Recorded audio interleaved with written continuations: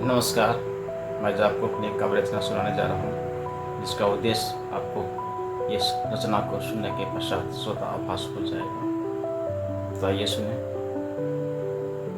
इसका शीर्षक है अब तो साथ रहूँगा नहीं। तो आइए सुनते हैं। मेरी माँ की कदर नहीं थी, सिर्फ मायके की परवाह करती थी।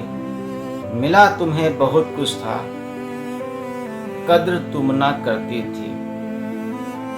अपनी दुनिया में मगन हुई थी, परिवार की चिंता ना करती थी। अपना जनक तुम्हें प्यारे थे, मेरी माँ पराया लगती थी। अपनी जिद के आगे तुम किसी की सुनी नहीं। प्यार से पेश आता था मैं, लेकिन तुमने सिर्फ कटु कही।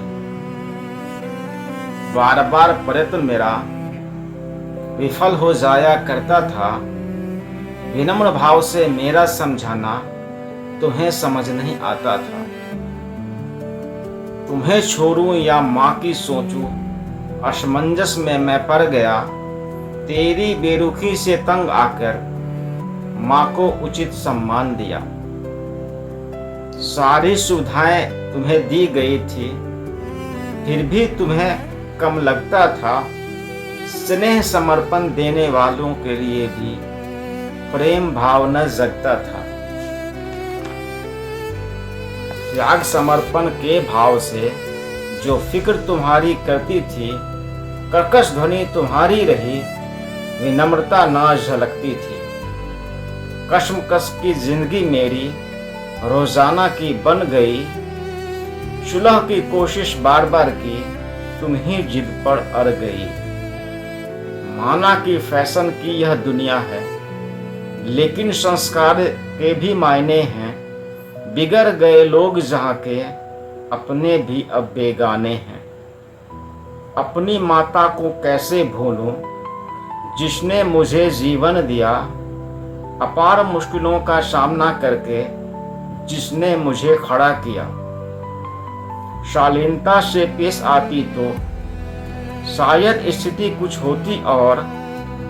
बार बार की मेरी विनती पर थोड़ा सा भी करती गौर। मजबूर होकर फैसला लिया हूं, अब उम्मीद की गुंजाइश नहीं।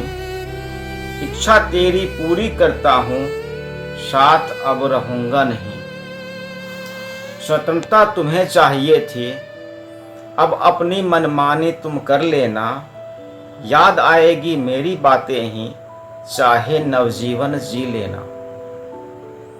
दिल की कशक को तुम न समझे, और मैं घायल ही रहा। उम्मीद में अब तक जी रहा था, रौनक के लिए कायल ही रहा।